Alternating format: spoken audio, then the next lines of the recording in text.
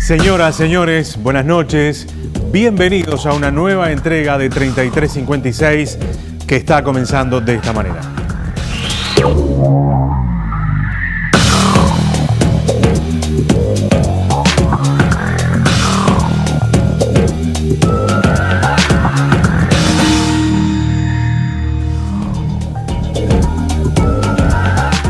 Y es un gusto, como les decíamos, reencontrarnos con ustedes. Es el 9 de noviembre, son exactamente las 20 horas y 4 minutos. Hoy el tema de esta entrega de 3356 es el acoso callejero y otras formas de violencia simbólica contra la mujer. El acoso callejero es una forma de intimidación con comentarios generalmente sexistas hacia personas, generalmente mujeres, en contextos públicos o en espacio de uso colectivo. Vamos a presentar este tema con un informe que empezamos a ver a partir de este momento.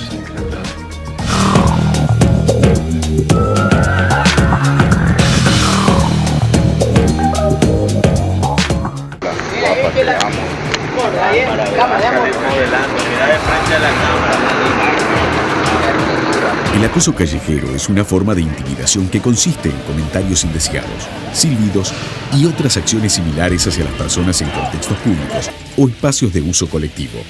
Son prácticas de connotación sexual ejercidas por una persona desconocida en espacios como la calle, el transporte, centros comerciales, centros de estudio, plazas. Estas prácticas no son consentidas por la receptora o receptor, que debe considerarse como una víctima. Quien acosa no tiene interés en entablar una comunicación real con la persona agredida y muchas veces intenta agradar a un tercero vinculado a su grupo de amistades.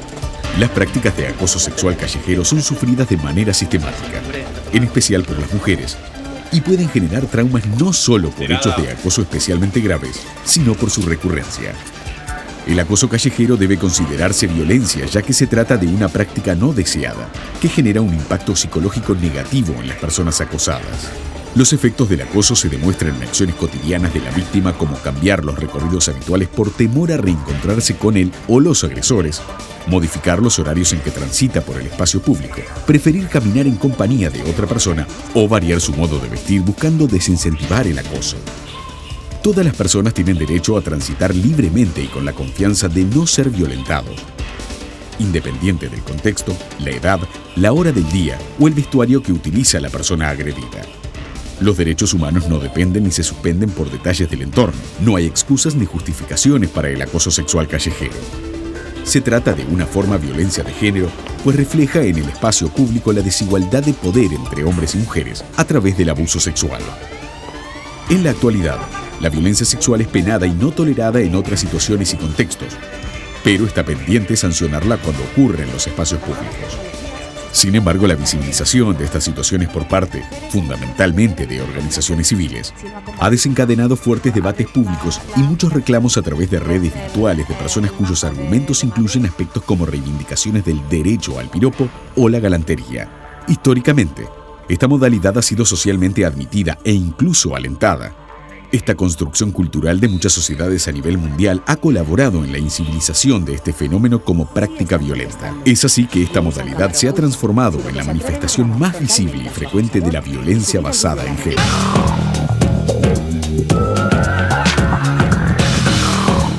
Ahí teníamos la presentación del tema de hoy. El colectivo Catalejo publicó recientemente un trabajo que se llama No me halaga, me molesta, aportes a la discusión sobre el acoso sexual callejero en Uruguay. Con la gente del colectivo Catalejo vamos a estar conversando en el segundo bloque de 3356. Este colectivo también preparó una serie de spots que están circulando en las redes. Con uno de ellos nos vamos a ir a la pausa.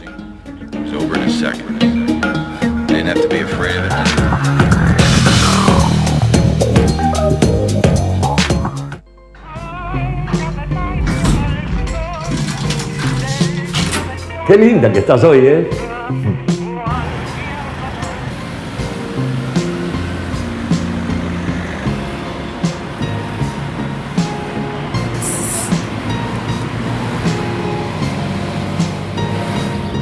Hola. Pollerita. Qué bien.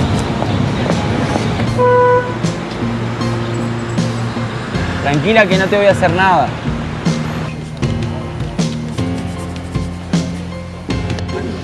Buen día. Bueno, pero qué mala onda que tenemos.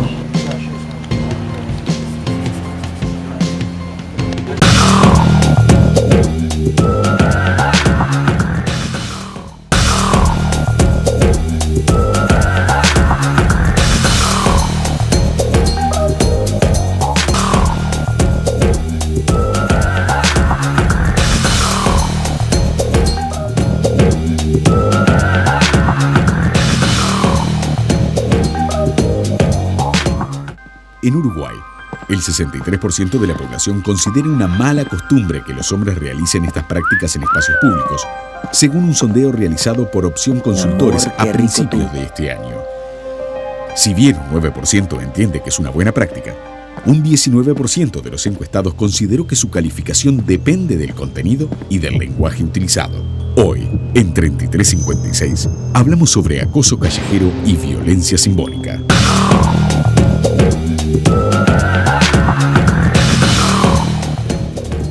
20:14 minutos, señores. Es un gusto recibir a Patricia González, que es directora de la Asesoría por la Igualdad de Género de la Intendencia de Montevideo. Patricia, gracias por acompañarnos. Buenas noches, un gusto. Hace muy pocas horas ustedes presentaron un trabajo que justamente arroja algunos datos con respecto a esta realidad en nuestro país. ¿Desde cuándo ustedes entendieron que había que empezar a trabajar en este asunto? ¿Cuándo empezaron a visualizar esto y a problematizar esto? Porque es una realidad que evidentemente ha avanzado mucho y se ha transformado en un problema. Bien, empezamos en el principio del periodo de gobierno. Esto nos llevó un interesante tiempo, sobre todo porque hay un montón de discusiones y debates que surgen en torno al tema sobre los que queríamos tener otras opiniones, ¿no? Nosotros lo que planteamos es, nosotros como las responsables de generar políticas de género, por un lado, pero además de generar políticas de ciudad, ¿no? Porque nosotros, nuestro rol es trabajar en la ciudad, y de la violencia de género en los espacios públicos, teníamos que tomar este tema porque los colectivos feministas lo estaban poniendo arriba de la mesa, las organizaciones de mujeres lo ponían en la mesa, pero en particular las organizaciones más jóvenes, ¿no? Eran las mujeres jóvenes las que planteaban que esto era un problema. Entonces, nosotros la responsabilidad que teníamos era, una vez construido el problema y puesto el problema arriba de la mesa como tal, teníamos que generar política pública a partir de eso. Por eso entramos, de hecho, en el Programa Global de Naciones Unidas, que hay 30 ciudades que están trabajando esto en distintas escalas, ¿no? En distintos... Y nosotros tenemos además una política de género muy larga que nos permite anclar en ese lugar. Ahora, es cierto que había un montón de debates sobre cómo implementar o sobre qué hacer, porque de la pregunta de cómo se cambia, que nos llevó un tiempo para procesar la política. Claro. Hubo además, cuando esto empezó a ponerse arriba de la mesa, no por parte de la Intendencia, sino por algunas organizaciones feministas, rápidamente aparece la reacción, ¿no? En algunos casos es una reacción moderada, que uno la puede entender, en algunas generaciones que no logran visualizar bien por qué el reclamo, por qué se sale a poner este tema en la agenda. En otros casos un poco más virulenta, de alguna manera reivindicando el supuesto derecho que tenemos los varones de la utilización del espacio público y de nuestra forma de relacionarnos, en este caso con las mujeres, históricamente, ¿no? A decirte, yo te puedo decir. Puedo decirte, inclusive puedo ir un poco más allá de decirte, puedo arrimarme, puedo acercarme hasta límites inaceptables, quiero decir. ¿Qué cosas descubrieron ustedes cuando empezaron a trabajar el tema? Bueno, en ese sentido, ¿no? En el sentido de cuál era la problemática y cuáles eran las creencias o el sistema de creencias que apoyaban, en los que se apoyaban los hombres, para entender que esto era una práctica que no podía ser cuestionada. Lo primero es que las feministas urbanistas empezaron en los 90 investigando sobre esto. O sea, hay algunas investigaciones de Ana Falú, sobre todo, que es una argentina, que tiene ya su largo tiempo. Es cierto que acá en América Latina la emergencia de los movimientos de mujeres y de los movimientos de mujeres jóvenes lo ponen con mucho más efervescencia. Y eso es bien valioso también para la construcción del problema. Hay un punto de esto de la violencia. Nosotros lo que venimos planteando es la violencia empieza con la desigualdad. ¿Qué quiere decir eso? Quiere decir que si no hay condiciones de desigualdad entre vos y yo, no es posible que se construya la violencia. Entonces yo hoy le planteaba a una compañera, bueno, si si vos ves a otro hombre que te gusta mucho el saco que tiene, ¿sentís la necesidad en la calle de decirle, buen saco? No. O qué bien te queda, está bien, ¿no? O me gustan esos pantalones. Sí. No. Es hacia las mujeres. Claro. Entonces, es unidireccional. El planteo es de los hombres a las mujeres. Claro, es ¿no? La inmensa mayoría de los casos de acoso callejero son de hombres hacia mujeres. A mujeres. Los habrá en otro sentido, pero son Eso es lo primero. muy marginales. Lo segundo es, vos no estás intentando entablar una conversación conmigo, ni querés construir algo, ni me estás preguntando algo, ni querés invitarme a salir, ni nada parecido, que eso está bárbaro. O sea, no es lo que estamos discutiendo. Claro. Estamos diciendo que vos me decís algo al pasar, cuando yo paso con el objetivo de... Nos queda claro. De que lo sepa, claro. ¿no? De que yo lo sepa y de que lo sepamos todos. Nadie se puede imaginar razonablemente que yo me voy a dar vuelta y cualquier cosa. Te voy a dar mi tarjeta, exacto, ¿no? Exacto. Entonces, surge esta idea del lo hago porque puedo, que eso es lo que materializa la violencia. Y ahí es donde se ve que existe la violencia, porque vos utilizás un poder que es simbólico, que tenés simbólicamente para hacer lo que vos querés. Y eso aplica para la violencia doméstica. Pero si ves además el comportamiento de las mujeres, o cómo las mujeres a lo largo del tiempo nos paramos ante esto, es cierto que hay prendas que no usamos, es cierto que nos pensamos a dónde vamos a ir para ver si nos ponemos pollera o no. Exacto. Ahora veníamos hablando mientras nos maquillábamos, yo no me pongo pollera si no me pongo auriculares, ¿no? O sea, no salgo sin auriculares. Claro.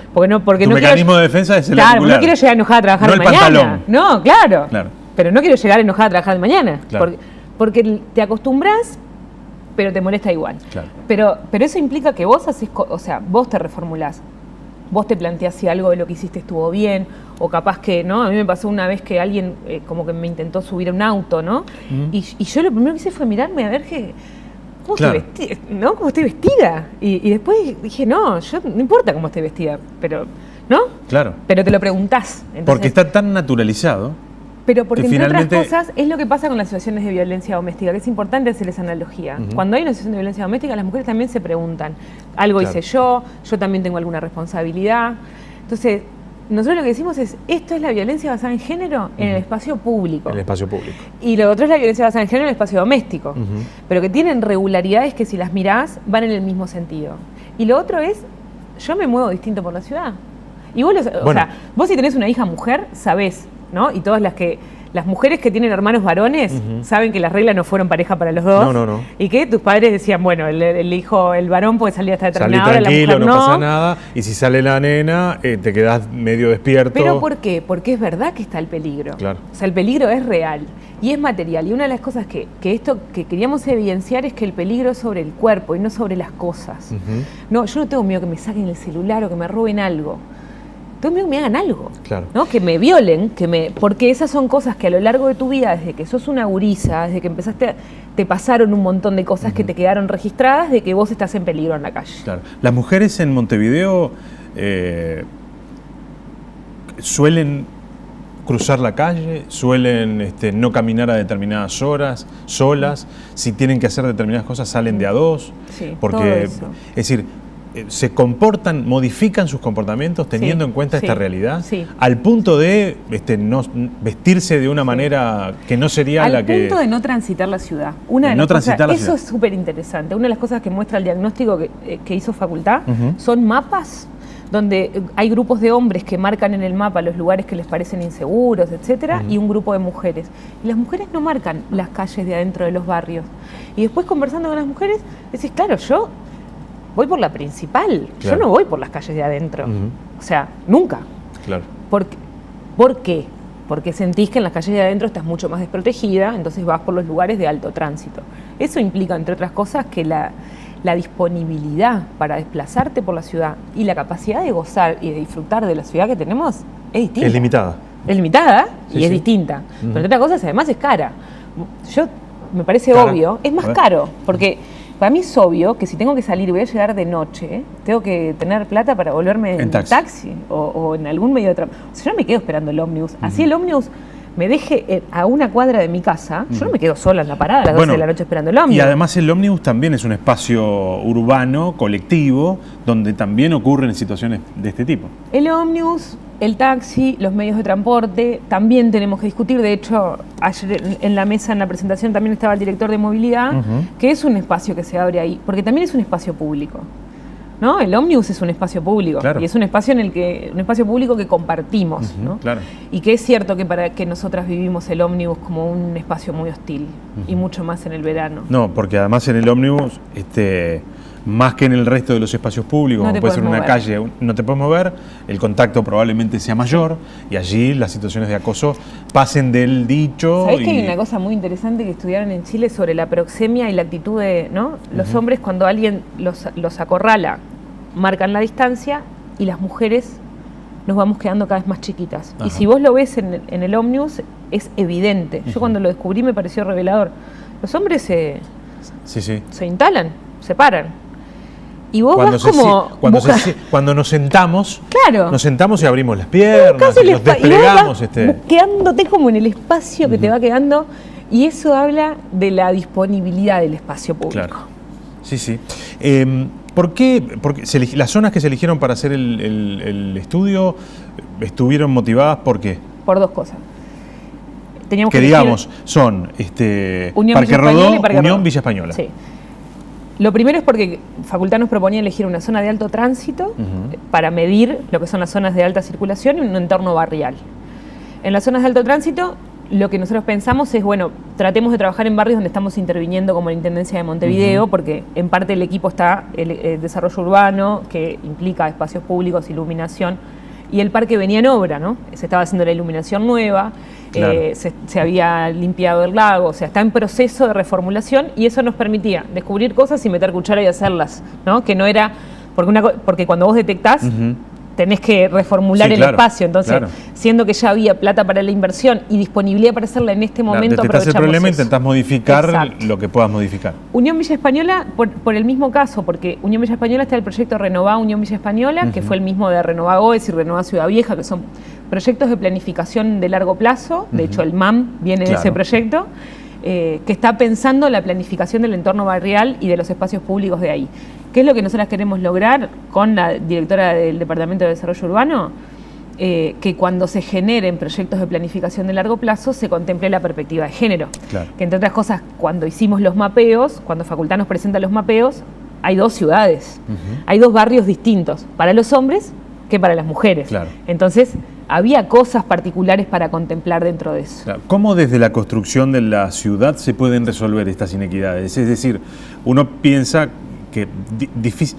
A ver, lo que opera acá es una cuestión cultural que venimos, que traemos desde el inicio de los tiempos, y que por lo tanto la pregunta es cómo interviniendo en los espacios públicos podemos construir herramientas para ir achicando esa brecha que tenemos Sí. en el uso del espacio público. En eso el urbanismo feminista hizo trabajos bien interesantes, esto que te planteaba en los 90. De hecho, las vascas y las catalanas tienen, y el programa Ciudades Seguras hace algo que son los recorridos seguros, ¿no? Entonces salen con un grupo de mujeres a recorrer el barrio, dicen, bueno, acá está oscuro, acá, por ejemplo, la iluminación era clave. En Parque Rodó, ¿cuál fue la discusión de la iluminación? La iluminación muy fuerte no dejaba dormir a los pájaros, y si la iluminación era muy liviana y no era continua, vos no te sentís segura. Claro. Porque puede estar iluminado. Ahora, si tengo que caminar 100 metros al oscuro, es lo mismo tener 400 iluminados y 100 al oscuro. Para mí cuenta de la Claro, misma forma. claro. Entonces, es cierto que los entornos barriales y la forma de construir el espacio, la visibilidad, el hecho de que haya lugares públicos, que haya gente en la calle, Claro. ¿no? Todas esas cosas construyen y contribuyen a que las mujeres nos sintamos más seguras.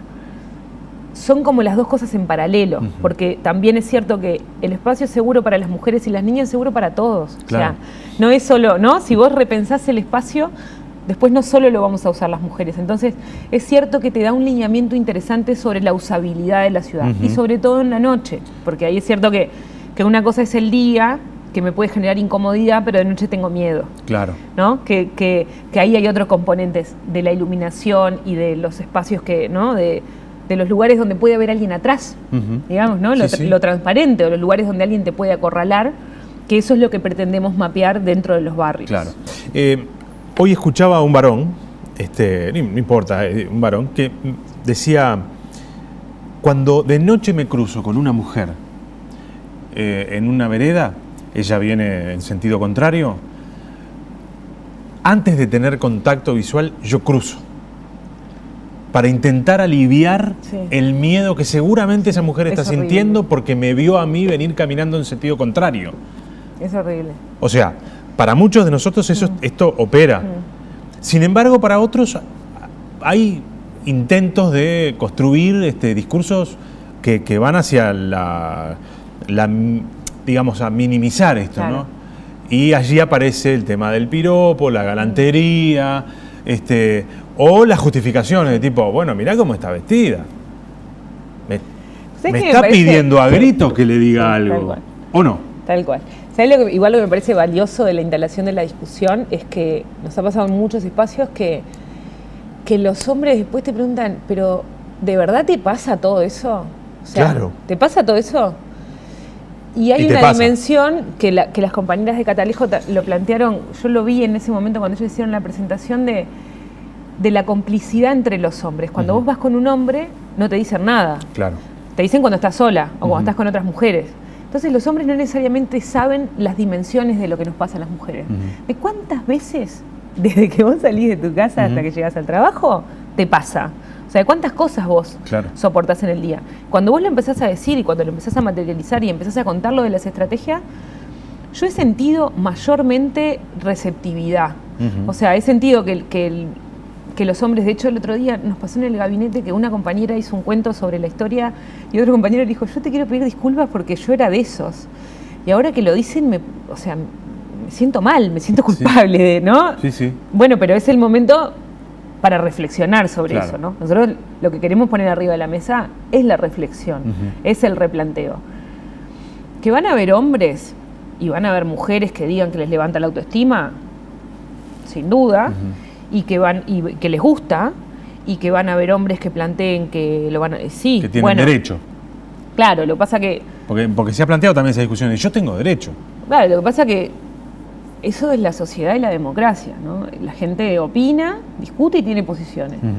Ahora, lo que yo sí siento y tengo la percepción es que en la medida que vos ponés en discusión los datos, ¿no? Tanto el diagnóstico que nosotras hicimos como la recopilación que hizo Catalejo, cuando los datos están arriba de la mesa, si tenés Claro. una sensibilidad, y de hecho nos pasa en otros espacios que los hombres remiten a sus hijas, Claro. a sus hermanas, ¿no? Si mirás el entorno, si ves lo que pasamos las mujeres, decís, pan, no está bueno. O sea, Cuando nosotros preparábamos el programa y leíamos mucho material que hay, este material también fantástico del colectivo Catalejo, No me halaga, me molesta, y conversando con, digamos, varones, dice, pero llegamos al punto de que las mujeres, de que hacemos daño, les hacemos daño sí. psicológico, Sí.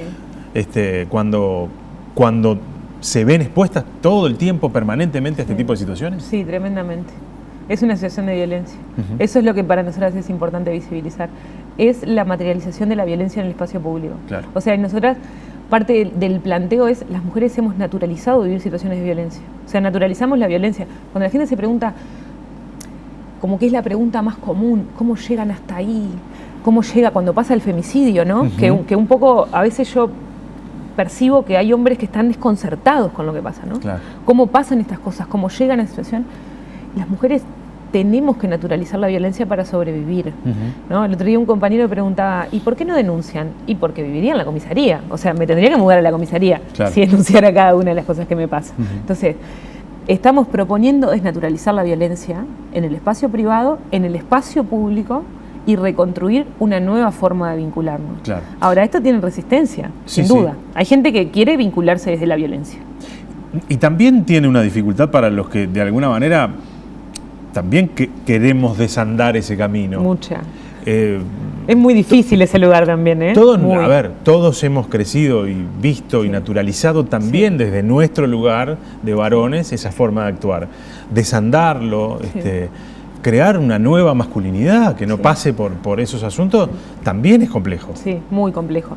Yo creo que es muy complejo, que es un desafío muy importante y me parece que cada vez hay más hombres, bueno, acá va a estar Alberto también de Varones por la Igualdad, cada vez hay más hombres que están trabajando en cuáles son sus procesos de deconstrucción, porque es como un planteo en sí mismo y es algo que los hombres tienen que construir entre sí, ¿no? Claro. Porque hay hay un cierto código. A mí me pasó una vez viendo un grupo de discusión cuando estábamos construyendo la estrategia de violencia de hombres, ¿no? Atrás de una cámara, y nunca había visto una conversación de hombres sin una mujer, porque ¿no? Al estar yo, ya soy una mujer y además soy feminista, entonces como que hay cierta cosa que no dicen. Sí. Cuando escuchás lo que se dice... Sin la mediación de eso ahí... ¿no? Hay mucho para construir, hay mucho para hablar, pero hay mucho para contener también. Claro. Porque hay una cosa del manejo de la emocionalidad y la negación del manejo de las emociones que han tenido los varones, del no llorar, del no decir, ¿no? De la única emoción permitida es el enojo, de recontactar con otras cosas, ¿no? De que estás triste, que te frustrás, que sí, que bueno, que te pasa que hay mujeres que no quieren estar contigo, pero no te preocupes que eso nos pasa a todos y a todas, o sea, no es tan grave, ¿no? Pero hay una falta de educación emocional que pasó a lo largo del tiempo, que cuando a los 50 años de repente te contactás con todo eso, cambiás. Es un mundo nuevo. Pero te pasa lo mismo cuando te volvés feminista. O sea, y en esto de también reconocer como el feminismo como algo lindo y revelador, ¿no? De que encontrás de que el mundo puede ser mucho más justo, que puede ser mucho más lindo, ¿no? Que podemos construir otra forma de relacionarnos, otra forma de vincularnos. Pero también tenés que revisar todas tus historias de violencia. Claro. Todas las veces que vos permitiste, que habilitaste, que avalaste, y que es capaz que doloroso. Y que capaz que reproducís por supuesto, en tu entorno, ¿no? Por supuesto, las mujeres reproducimos. Mira, lo más revelador es lo del baño del boliche, ¿no? En esta lógica de la competencia, vos te enseñaron a competir con la otra, ¿no? A ver si vos, ¿no? Si te queda mejor a vos, si es más linda, si la otra. Cuando vos cambiás, cuando te volvés feminista, mirás y decís... Y cambia eso, porque la otra es tu compañera. Claro. No estás compitiendo con la otra, no es tu rival. Claro. Entonces, eso también es... En ese sentido, los hombres nunca nos vimos como rivales, ¿no? Pero porque no lo necesitan, ¿no? En esto de dividir y reinar ha sido histórico de que la división entre las mujeres ha permitido también eso, ¿no? O sea, parte de la construcción en este concepto de la sororidad es construir una unión entre las mujeres. De hecho, cuando nosotros contamos estas cosas, todas las mujeres dicen... Ay, claro, sí, obvio, están hablando de la historia de mi vida. Claro. Sí. Porque te es natural, ¿no? Claro, pero es revelador a su vez verlo. Pero es revelador verlo pero es lo que porque me pasa todos los días. siempre creíste que te pasaba a vos. Claro. O sea, de hecho, yo tengo la sensación de llegar a mi casa con la llave en la mano, cerrar, como que te palpita el corazón y decir, ay, soy una perseguida porque no me pasó nada, nunca me pasa nada. Y cuando ves que a todas les pasa lo mismo, decís, claro, no soy yo. No es esto que me pasa a mí, que tengo miedo, o que llamo para que me vengan a buscar, o que me tomo un taxi por 5 cuadras. No era yo que tenía el problema, ¿no? Bueno, claro, discutiendo esto con varones siempre pasa lo mismo. Siempre hay uno que te dice, no, yo no me puedo incluir, porque yo nunca dije un piropo, yo nunca tuve una conducta de ese tipo en un espacio público. Y tenemos que reconocernos como objeto político, porque no soy yo.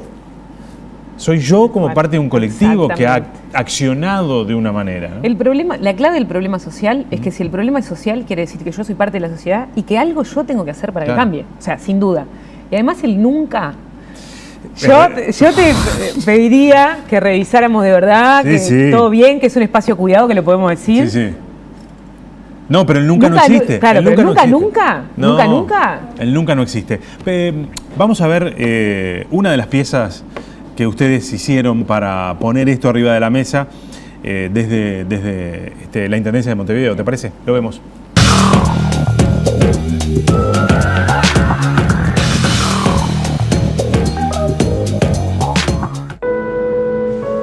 Hola.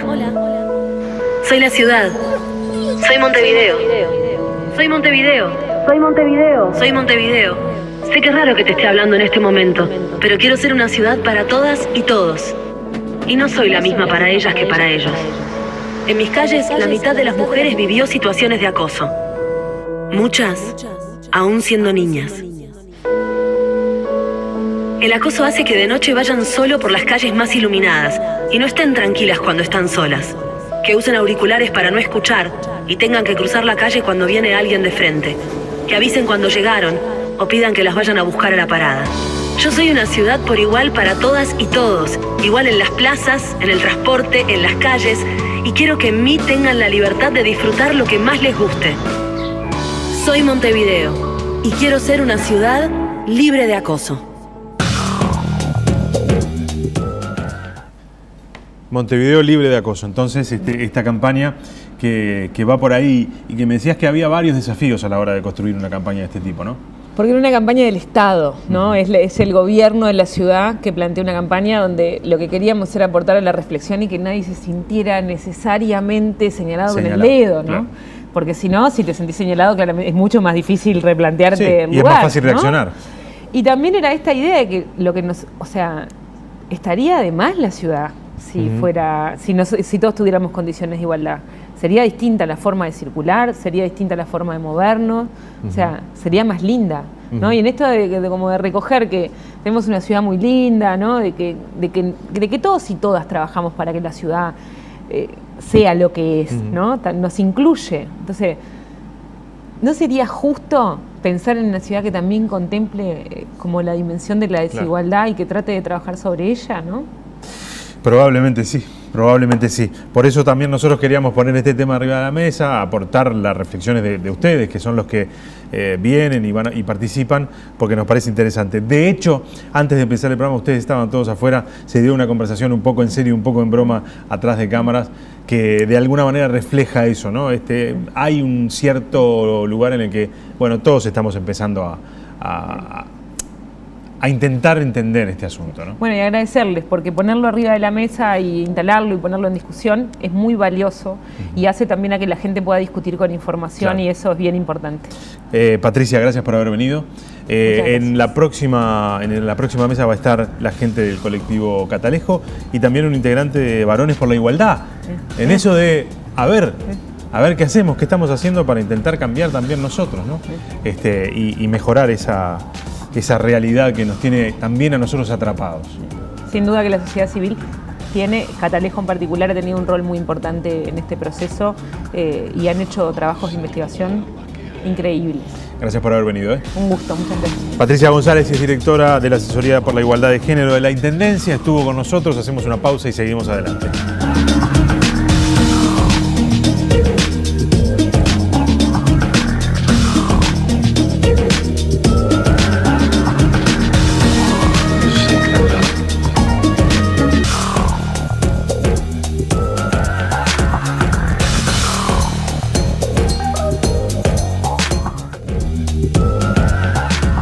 Las mujeres desde pequeñas conocemos las baldosas mejor que nadie. Cabizbajas, esquivamos miradas y para evitar el contacto visual con potenciales acosadores, escrutamos los detalles de las veredas, las raíces, los huecos, los brotes verdes, las pelusas de los plátanos. Caminamos criadas bajo el mito de la violación potencial e inminente. Esta figura me pareció absolutamente desgarradora. Sí. Julia Grisiti, gracias por acompañarnos. Muchas gracias a ustedes. Fernanda Berrueta también, ambas del colectivo Catalejo. Alberto Curiel, de Varones por la Igualdad, gracias por acompañarnos. Buenas noches. Recién lo decíamos en el bloque anterior. ¿A ustedes les pasó que algún varón les dijo, ¿de verdad les pasa todo esto? Sí, claro. De hecho, para generar esta campaña, lo primero que hicimos fue un trabajo a la interna del colectivo, ¿no? Porque justamente surgió de vivencias personales de las mujeres del colectivo. Catalejo es un colectivo mixto, de empezar como a contarnos entre nosotras y a darnos cuenta lo sistemático, lo cotidiano, lo temprano que arrancó en nuestras vidas este problema. Sí, en el informe, en el trabajo recién que presentábamos de la Intendencia, gran parte de este fenómeno se empieza a dar desde muy chicas, desde niñas. En los estudios de todo el mundo, el promedio es aproximadamente los 11 años. Entonces, bueno, empezamos con esto entre nosotras, empezamos a ver que era una necesidad trabajar esto y lo primero que hicimos justamente fue reflexionar a la interna del colectivo. Y los varones, claro, era esto, no tenían ni idea de lo que estábamos hablando, o por lo menos de la dimensión que era este problema de nuestras vidas. Y bueno, primero fue la sorpresa, ¿no? Porque justamente cuando nosotros estamos con ellos, a nosotros no nos dicen nada, a ellos no les dicen nada. Y incluso si alguno de ellos en algún momento lo hizo, que es probable, también para quien genera el acoso, sobre todo en las situaciones más sutiles o más leves, es esa interacción y ahí se termina. Pero para la mujer sigue. Porque 3 cuadras después es otra situación, al otro día es otra situación. Entonces, bueno, esto de lo masivo, los varones no tienen necesariamente idea. Entonces, primero fue como un trabajo a la interna de pensar esto y fue la sorpresa. Y de hecho uno de los obstáculos más grandes que estamos teniendo con esta campaña, que ya lleva un año, justamente es a veces con algunos varones que les cuesta identificarlo y que bueno, que ese es uno de los desafíos, Claro. poder identificarlo. Y ya que hablas de esto, de los varones y de la dificultad que tenemos de identificar estas situaciones, es que incorporo a Alberto. Varones por la Igualdad viene reflexionando sobre este tema. Sí, nosotros... Reconociéndose parte del problema, están reflexionando para intentar, bueno, aprender, si se quiere, ¿no? Cuando nos cuentan estas cosas, ¿qué es lo primero que pensamos? En parte nos dejan un poco perplejos, ¿no? Porque recién estamos atendiendo a estas situaciones. Yo ya llevo unas cuantas décadas y tradicionalmente parece que los varones reducen todo el tema al piropo, ¿no? Claro. Y yo trabajé durante muchos años como vendedor de libros y en determinado momento me dieron ganas de escribir algo sobre el piropo, pensando que podía ser una cosa divertida. Yo iba a vender a lugares de trabajo, entonces veía mucha gente todos los días.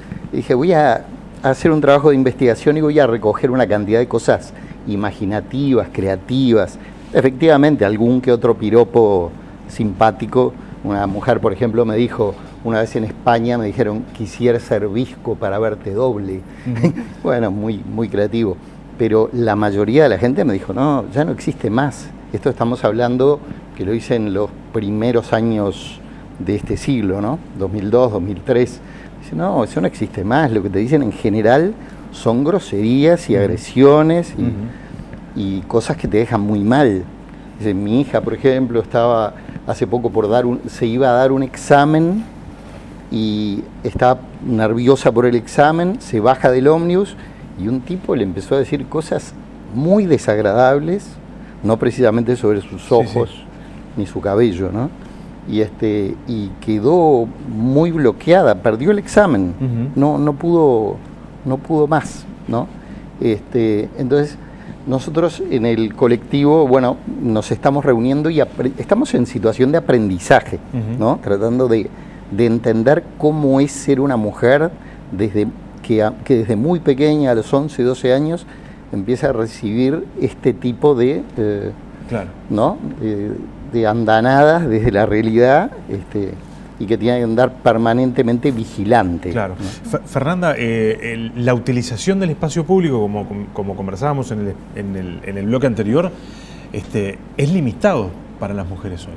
Hay que utilizarlo, hay que generar estrategias para sobrevivir en él, pero además, inclusive a la hora de definir cómo nos vestimos, cómo nos peinamos, con qué cosas salimos a la calle, ya desde casa nos predisponemos a que ese espacio público nos va a ser hostil. Sí, es que en realidad un poco como tomando lo que decía Patricia en el bloque anterior, entendemos que el acoso callejero es una expresión de la violencia basada en género. Entonces para nosotros es bien importante empezar a visibilizar estas prácticas en el espacio público, porque el costo que tiene para las mujeres en la forma de evitarlo, y previo y posteriormente, tiene una carga simbólica bien importante y también un costo emocional. Claro. Entonces, por eso, como empezar a hablar del tema, empezar a discutirlo y sobre todo como reflexionar sobre las prácticas que todos y todas somos parte y hacemos, es importante. Y como empezar a visualizar esto como un problema también es necesario. Claro. ¿Y qué pasa cuando ustedes ven, porque cuando estos debates se ponen arriba de la mesa, inmediatamente hay una reacción y hay un grupo y hay un sector de los varones que entienden que hay una parte que está cambiando a una velocidad que nosotros no podemos entender? ¿Cómo yo no tengo el derecho, ustedes lo habrán escuchado esto, de decirle a alguien lo que pienso sobre esa persona, ¿no? Sí, es bastante comprensible, si bien no compartible a mi criterio, porque bueno, claramente cuando hablamos de una situación de desigualdad, hablamos de, en este caso, las mujeres que están en esa situación de desigualdad, pero hay otro grupo que está en situación de privilegio. Claro. Entonces hay muchos de este grupo en situación de privilegio que no quiere perder esta situación y es entendible porque, bueno, supongo yo que debe ser muy complicado. Ahora, hay un movimiento mucho más grande que sí, que está dispuesto a cambiar sus prácticas, a modificar sus prácticas, porque es esto que se hablaba antes, ¿no? Es un tema de empatía, es un tema de humanidad. Si se te está diciendo, y cada vez hay más voces y hay más mujeres que se suman a decir lo problemático, que se suman a decir lo dañino, que se suman a decir las consecuencias cotidianas de este problema, bueno, lo entendible, lo común, lo esperable, es la empatía de decir, bueno, a mí no me afecta nada modificar mis prácticas, puedo repensarlo o por lo menos estar dispuesto a reflexionarlo. Es entendible que ante situaciones de cambio haya siempre un grupo que esté reacio, que no esté dispuesto, y bueno, es parte de esta lucha, ¿no? En algún sentido. Claro. Y ahí, ¿cuál es el rol que tenemos que tener los varones? Bueno, yo pienso que hay que repensar todo esto, ¿no? Cuando ellas hablan de privilegios, yo también entiendo que siempre los varones desde épocas inmemoriales estuvimos en un lugar de poder y ellas en un lugar de subordinación. Pero nosotros, en Varones por la Igualdad, estamos pensando en qué medida eso que funciona como privilegio, cada uno de esos privilegios no son negativos también para nosotros, claro, ¿no? Es decir, bueno, ubicarse creo siempre, que lo decíamos en el bloque claro, anterior, termina siendo también una limitación para uno. Y sí, el machismo afecta a todos, ¿no? Afecta principalmente a las mujeres, eso está bueno no invisibilizarlo, que son las principales víctimas del machismo. Sin duda. Pero claramente afecta a todos. En esto que te hablaba Patricia de la emocionalidad, que la presión, capaz de ciertas presiones o exigencias, sí, claramente afecta a todo el mundo. Te corté, discúlpame, Alberto. No, es que yo a veces me pregunto para qué se hace eso, ¿no? Digo, sobre todo cuando se trata de cosas procaces, ordinarias, ¿no? Es decir, porque ahí no están buscando ni siquiera la conquista de la mujer. Yo no creo que se pueda seducir a una mujer con groserías. Entonces a veces uno piensa si no es como tener una cierta condecoración, como un mensaje al gremio de varones, ¿no? Es decir, yo soy capaz de salir y decirle cualquier cosa a una mina que pasa, ¿no? Y eso atenta contra nuestra humanidad, nos empobrece. Es decir, yo creo que muchos de los varones tienen dificultades, además de relacionarse bien con su pareja, de generar una relación profunda con una mujer. O sea, nos estamos perdiendo muchas cosas y, como dice un amigo, quemamos mucho aceite con esto de seguir los mandatos sociales del machismo, ¿no? Claro. La publicación que se llama No me halaga, me molesta, va en el sentido inclusive que es más interesante, porque está bien, uno entiende claramente cuando se habla de una grosería, de un acercamiento de esos que son hasta que son intolerables, pero inclusive cuando no hay una grosería de por medio. A nadie, digamos, no te interesa a vos lo que yo pienso de tu vestido y de las flores de tu vestido. Sí. ¿No? Sí, lo que pasa es que en realidad una de las cosas que también nos gusta destacar bastante es que el acoso callejero es más que el acoso verbal, exacto, sea grotesco o sea halagador. Supuestamente halagador. Entonces, en el conjunto de prácticas que vivimos las mujeres de manera cotidiana, sistemática y acumulativa a lo largo de nuestra vida, que te digan algo lindo o no tan lindo es una de las tantas cosas posibles que te pueden pasar, que es lo que nombraba un poco Patricia, nosotros siempre denominamos como el peligro latente. Claro. ¿No? Hay como un conjunto de prácticas diversas que con distintos niveles de gravedad. Caminamos criadas bajo el mito de la violación potencial, claro, e inminente. Sí, eso hay varios estudios que son muy ilustrativos, que le hacen preguntas a hombres y mujeres, niños y niñas, de varias edades, cuál es su mayor miedo. Y bueno, y los varones plantean cosas, comunes, ¿no? Y las mujeres sistemáticamente dicen a ser violada, ¿no? Es un miedo que, de hecho, pensemos cada una de nosotras en nuestras historias y en nuestras infancias. Es un miedo, yo recuerdo charlas con mis primas de que ese era nuestro principal miedo. Y no era porque nos fuera a pasar específicamente, porque bueno, nunca se sabe. Pero está ahí, está latente, constantemente. Y cuando nosotros vimos en las denuncias que se generaron en la página web libredeacoso.uy, en una parte del formulario se preguntan las emociones, ¿no? Y acá aparece el asco, aparece la rabia y por supuesto aparece el miedo. El miedo. Que nosotros siempre decimos, como decía Fer, lo que tiene el miedo es que funciona en el momento en que está sucediendo, pero se extiende en el tiempo, ¿no? Se extiende como miedo a lo que me va a pasar, a lo que me puede pasar. Y después como recuerdo. Nosotros tenemos denuncias. Ahora, eso tiene que ser extremadamente destructivo, ¿no? Y sí. Y sí, o sea, claramente. los efectos de esto en la psiquis de una persona tienen que ser devastadores. Y que de hecho es lo que explica un poco la multiplicidad de estrategias que hay y que tenemos las mujeres para evitar el espacio público, ¿no? Lo que hablamos de los auriculares, de la vestimenta, de cambiar el recorrido, de no andar solas o de noche usar un medio de transporte que nos resulte más seguro, ¿no? Porque en realidad hay como una cuestión simbólica que recibimos permanentemente mensajes sobre lo peligroso que es ser mujer caminando en la calle o tomándote un ómnibus de noche. Sí, el mensaje constante de que la ciudad no es tuya, ¿no? De que estás ahí porque te están dejando estar ahí, ¿no? Hay como una desigualdad en el acceso a la ciudad y eso implica que no estamos apropiadas de ese espacio, no es nuestro. Y eso es muy grave porque la ciudad es un espacio muy importante a nivel político, ciudadano, ¿no? En el momento de ejercer derechos.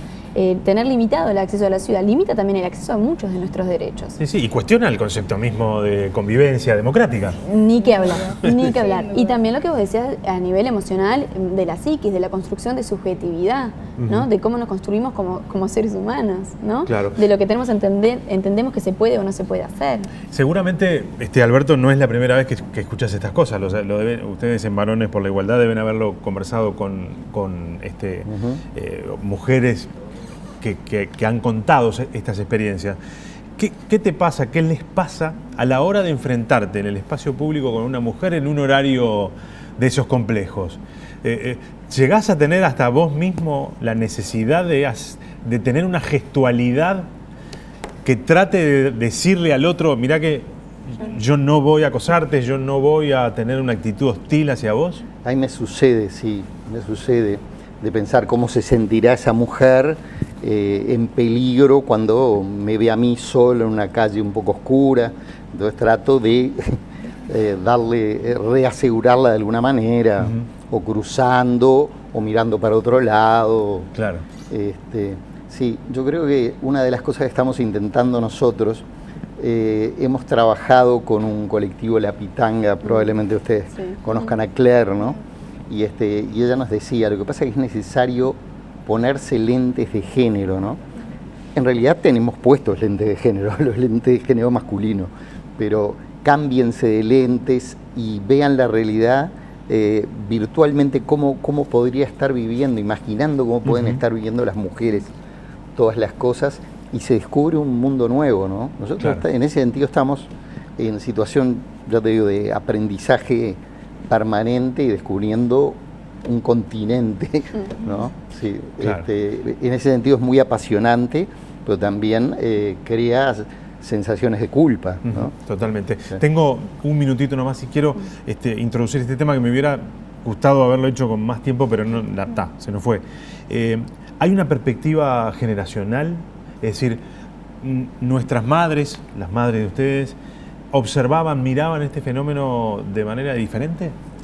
Hay una perspectiva generacional, sobre todo porque en realidad los temas de género, la perspectiva de género, si bien hace muchos años que está sobre la mesa, ha costado bastante que tomen como una dimensión en la cultura y en la agenda pública de visibilidad. Entonces, en realidad, prácticas que hoy estamos enunciando, que son violentas, que nos limitan el acceso a la ciudad o incluso que ponen en riesgo nuestra vida al interior de nuestras familias, son públicas ahora, hoy. En otro momento eran prácticas naturalizadas, que no por eso normal o aceptadas necesariamente, pero bueno, sí quizás un poco más naturalizadas de lo que ahora lo vemos en las generaciones más jóvenes también, ¿no? O sea que, digamos, nuestras madres probablemente, si bien sufrían de este problema, lo habían naturalizado de tal manera que, bueno, era parte del paisaje. Sí, en una de las investigaciones, investigaciones que están en el libro, son grupos de discusión con hombres y mujeres de distintas edades. Y pasaba eso, en ambos sexos, los jóvenes, los que eran más bien adolescentes, lo identificaban enseguida. Las mujeres, por supuesto, porque lo vivían todo el tiempo. Claro. Entonces ellos lo tenían acumulado como un problema. Con las mujeres adultas lo que pasaba es que costaba un poco. Al principio no lo identificaban, no lo reconocían, hasta que una empezó a contar una historia, y ahí otra se acordó de una historia, y ahí otra se acordó de una historia, y ahí empezaron entre todas a construir juntas y a darse cuenta que sí, que había sido un problema toda su vida. Claro. Julia, Fernanda, Alberto, gracias por habernos acompañado esta noche. Gracias. Queríamos, es muy interesante esto. Yo no sé cómo hace la gente para hacerse de este material. El libro está disponible en formato online en la página Bien. libreacoso.uy. Perfecto.